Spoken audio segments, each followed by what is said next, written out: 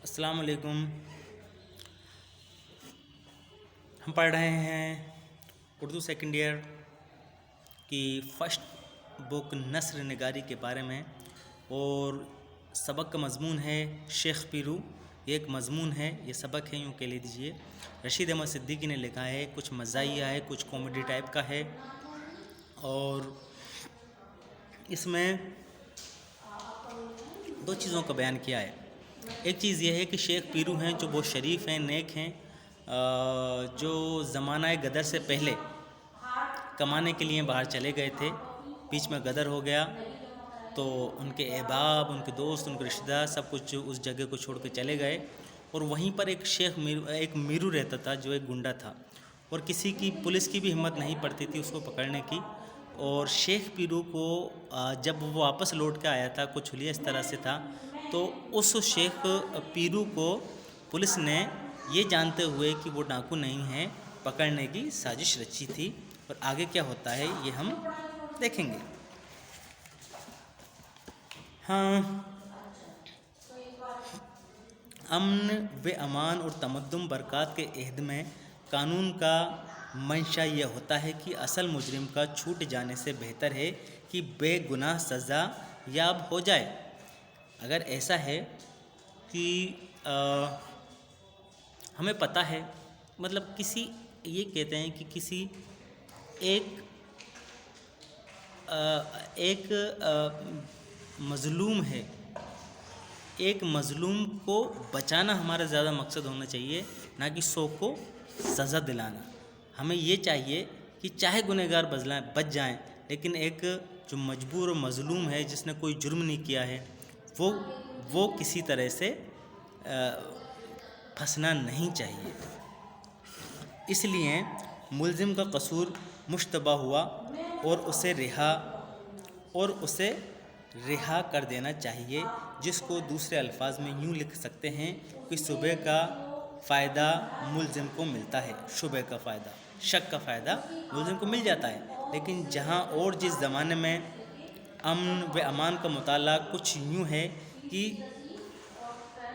यूँ ही सा हो, वहाँ का दस्तूर ये होता है कि शुबह का फ़ायदा पुलिस को दिया जाता है। लेकिन यहाँ पर क्या हुआ है कि शुबह का शक का फ़ायदा है मुल्ज़िम की बजाय या मासूम की बजाय किसको मिल जाता है? पुलिस को मिल जाता है। बस शक की बिना पर वो किसी को गिरफ़्तार कर ले देती है। यानी इल्ज़ाम मुश्तबा हो तब भी मुल्ज़िम को एहतियातन ज़ाहिर सज़ा देनी चाहिए। यानी कि अगर आपको थोड़ा सा भी शक हो तो मुल्ज़िम को सज़ा नहीं देनी चाहिए। पीरू का मुकाबला अदालत में पेश हुआ, जहाँ ये सज़ा पा गई। एक तोल तवेल किस्से के आखिर में दर्ज था, मेरू और पीरू तजनीस ख़ती से तज़ादी शख्सी नहीं है। मीरू और पीरू दिखने में, बोलने में एक जैसे अल्फाज हैं, लेकिन ये बिल्कुल एक दूसरे से जुदा हैं, एक दूसरे से बिल्कुल अलग हैं, एक दूसरे से बिल्कुल तज़ाद में हैं। मुमकिन ये है कि पीरू कोई और हो और मीरू कोई और, लेकिन जो शख्स इस वक्त अदालत के सामने लाया गया है वे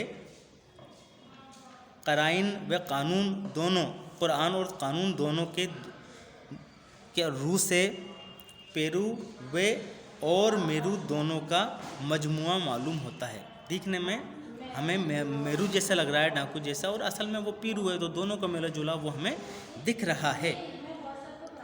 हाकिम मिसल दिखता है, वाक़यात से बहस नहीं करता। हाकिम के नज़दीक वाकई वही है जो मिसल में मुक़ीद हो। वाकई के मुक़ीद हो जाने के बाद मुल्ज़िम का आज़ाद रहना अमन आमे के मुनाफी होगा।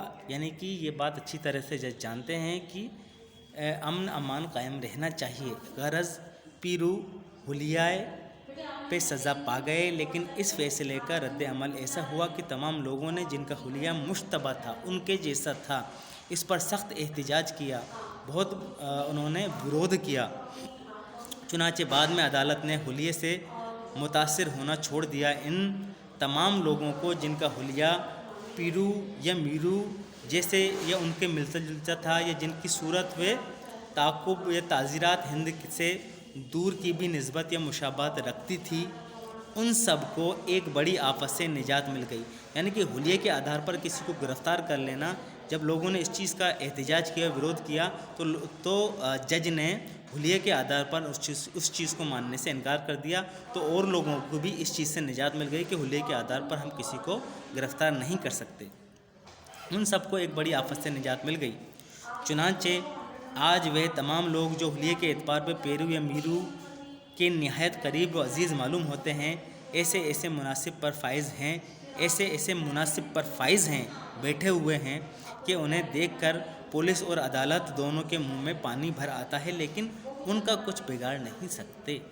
यानी कि पीरू की बिना पर उन सब लोगों को जो दिखने में डाकू जैसे लगते थे, दिखने में शक्ल उनकी डाकू जैसी थी, या हुलिये के आधार पर हम कह सकते हैं कि वो उस तरह के थे, उनको हालांकि पुलिस उन पर नज़र रखती थी और उनको कुछ इस तरह से पेश करना चाहती थी, डाकू की तरह से, चोर की तरह से, लेकिन अदालत की वजह से वो ये नहीं कर सकी। बेचारे पीरू सज़ा काट कर आए। गदर में सारा घराना तबाह हो गया था और मकान मसमार हो चुका था, गिर चुका था। शादी पहले इसलिए नहीं की थी कि कमा के आएंगे तो कर लेंगे, अब हो नहीं सकती थी क्योंकि ज़्यादा वक्त हो गया था और जेल में रह के आए थे, इसलिए कि जेल खाने काट कर आए थे और पैसे पास न थे।